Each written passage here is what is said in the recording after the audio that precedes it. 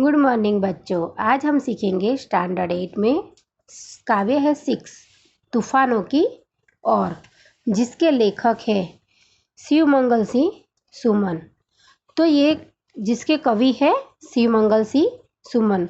ये हमें कविता द्वारा ये सिखाते हैं कि हमारा जीवन संघर्षमय है।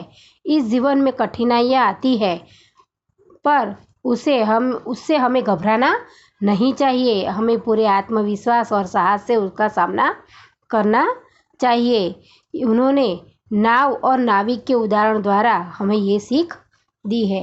तो हम ये काव्य समझते हैं।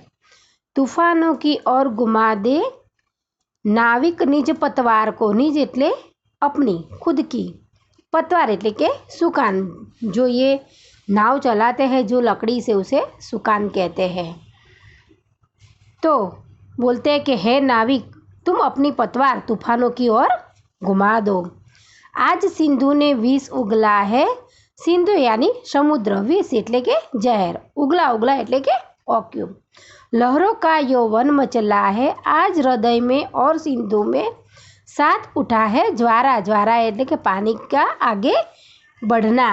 यानी कि इस पैराग्राफ में कवि कहते हैं कि हे नाविक, तुम तूफानों का सामना करने के लिए अपनी पतवार को तूफानों की दिशा में ले जाओ। आज समुद्र ने जहर उगला है, यानी कि समुद्र इतना तूफानी हो गया है कि कवि उसको वो उपमा दे रहे हैं कि जैसे वो जहर उगल रहा है। कठिन परिस्थितियाँ पैदा की है। लहरें भी उमड़कर तुम्हारी नाव को निगलना चाहती है। यानी कि लहरें इतनी ऊंची है कि वो आपकी नाव को डुबाना चाहती है, निगलना चाहती है। फिर भी आप परवाह नहीं करो। उधर समुद्र में ज्वारा उठी है तो कवि के हृदय में भी भावनाओं का ज्वारा उमड़ रहा है। यानी कि हृदय में कवि के हृदय में भी वो भावनाओं की बूंदें उछल रही है। लहरों के स्वर में कुछ बोलो इस उद्दंड यानी कि आंधी, उद्दंड यानी आंधी में साहस तोलो। कभी कभी मिलता जीवन में तूफानों का प्यार। तूफानों की ओर घुमा दो नाविक निज पतवार। यानी कवि कहना चाहते हैं कि जैसे लहरों का स्वर ऊंचा हो रहा हो और उनका जोर बढ़ रहा है, वैसे ही तुम भी तैयार होकर आंधियों के सामने उठ जाओ और स्वयं आजमा कर देख लो कि तुम कितने हिम्मतवान हो। जीवन में तूफानों का प्यार कभी कभी ही मिलता है। भाग्यशाली लोग ही जीवन में कठिनाइयों का सामना कर सकते हैं। तो हे नाविक, तू अपनी नाव तूफानों की ओर घुमा दे। यह असीम निज सीमा जाने। असीम એટલે કે जिसकी सीमा नहीं हो।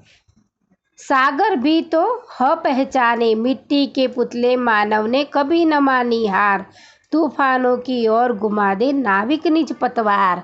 यानी कि यह समुद्र और वह तूफान आज असीम दिखाई देता है। यानी कि जिसका कोई सीमा नहीं दिखाई दे रही है। जहाँ देखो वहाँ पानी पानी। इनका सामना शायद ही कोई कर सके, लेकिन मनुष्य सब कुछ कर सकता है। हे नाविक, तू अपनी नाव लेकर चलो और सागर को भी बता दो कि ये मिट्टी का पुतला है, यह समुद्र के सामने हार नहीं मानेगा। मनुष्य ने कहीं भी अपनी हार नहीं मानी है। तू अपनी नाव तूफान की ओर घुमा दे। सागर की अपनी क्षमता है पर माझी भी कब थकता है। माझी यानी नाविक, जो नाव चलाता है उसे माझी कहते हैं। जब तक सांसों में स्पंदन है, स्पंदन यानी चेतना, उसका हाथ नहीं रुकता है। इसके ही बल पर कर डाले सातों सागर पार। तूफानों की ओर घुमा दो नाविक निज पतवार।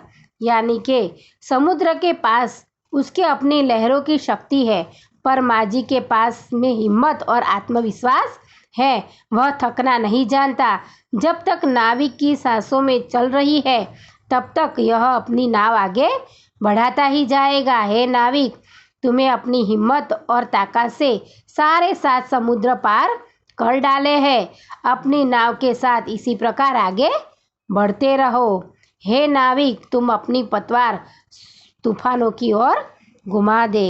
तो बच्चों यहाँ पे अपनी ये काव्य पूरा होता है। तो आपको ये शब्दार्थ आपकी नोटबुक में लिखने हैं। बाय।